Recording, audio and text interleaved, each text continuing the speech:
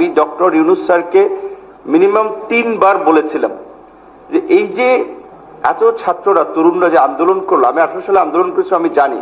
আপনি বিভিন্ন বিশ্ববিদ্যালয়ে যান, তরুণদের সাথে ইন্টারাকশন করেন, সভা সেমিনারে অংশ নেন, বাংলাদেশের তরুণদের কথা আপনি শুনেন, বামপন্থী ডানপন্থী ছাত্রদেরকে ডেকে একদিন আপনি 1 ঘন্টা একটা চায়ের সেশন করেন যে তারা কেন এই আন্দোলনে এসেছে, তারা কে কি করেছে, তাদের কাছে শুনেন।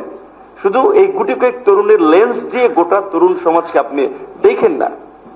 আমি কিন্তু তিনটা প্রোগ্রামে যখন যাওয়ার সুযোগ হয়েছে বলেছিলাম, কিন্তু খুবই কষ্টের কথা বলতে হচ্ছে এবং আমি আজীবন এটা বলবো, কারণ আমাদের একটা ঐতিহাসিক সুযোগ হাতছাড়া করেছে, নষ্ট করেছে এই গুটি কয়েক লোক, এবং জাতির সাথে প্রতারণা করেছে। পরিষ্কারভাবে বলতে গেলে তারা একদিনও কিন্তু ডাকে নাই।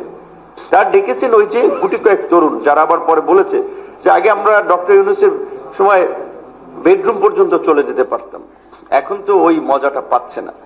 তো সেখানে এই যে বললাম যে আরমানের কথা, একটা এক্সাম্পল, এরকম ছাত্র অধিকারের, ছাত্র ইউনিয়নের, ছাত্র ফ্রন্ট, আরো যারা ছিল, ইসলামী ছাত্র আন্দোলনের শিবির ছিল, কিন্তু প্রকাশ্যে কেউ তখন বলে নাই যে আমি শিবির করি প্রকৃত অর্থে। বাট ছাত্র ইউনিয়ন যে করতো, সে বলতো আমি ছাত্র ইউনিয়নের কর্মী ভাই। ইসলামী আন্দোলনের ছেলেরাও বলতো যে আমরা ইসলামী আন্দোলন করি।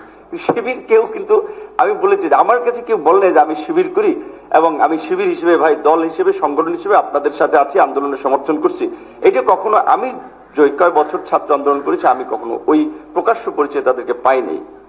সেখানে আমার আরেকটা কষ্টের কথা, আমি জিল্লুর ভাইয়ের একটা প্রোগ্রামে এসে বলেছিলাম, আমি এখনো এটাতে মানে খুব অবাক হচ্ছে যে আমাদের এই যে প্রোগ্রেসিভ তরুণের কথা বলে, বিশ্ববিদ্যালয়ের তরুণের কথা বলে, আমি একটা কৃষক পরিবার, নিম্নবিত্ত পরিবার থেকে উঠে এসেছি।